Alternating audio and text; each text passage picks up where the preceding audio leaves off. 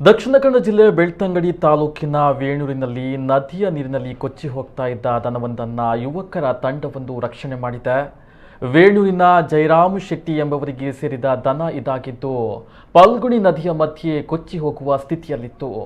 ಈ ವೇಳೆ ಇದನ್ನು ಗಮನಿಸಿದಂತಹ ನುರಿತ ಈಜುಗಾರರಾದ ಇಮ್ತಿಯಾಜ್ ನಡಿಕಲ್ತ್ ಮತ್ತು ಹಸನಬ್ಬ ಕೈರೋಳಿ ಎಂಬವರು ನದಿಗೆ ಇಳಿದು ದನದ ರಕ್ಷಣೆಯನ್ನ ಮಾಡಿದ್ದಾರೆ. ನದಿ ತಟದ ಬಳಿ ಮೇಯಲು ಹೋಗಿದ್ದ ವೇಳೆ ನದಿ ನೀರಿನ ಹರಿವು ಹೆಚ್ಚಾದ ಕಾರಣ ದನ ನದಿಗೆ ಬಿದ್ದಿದೆ ಎನ್ನಲಾಗಿದೆ. ಜೊತೆಗೆ ಘಟ್ಟ ಪ್ರದೇಶಗಳಲ್ಲಿ ಹೆಚ್ಚಿನ ಮಳೆಯಾಗ್ತಾ ಇರುವ ಕಾರಣ ನದಿ ನೀರಿನ ಹರಿವು ಹೆಚ್ಚಾಗ್ತಾ ಇರುವುದರಿಂದ ಸಾರ್ವಜನಿಕರು ಎಚ್ಚರಿಕೆಯನ್ನ ವಹಿಸುವ ಅಗತ್ಯವಿದೆ.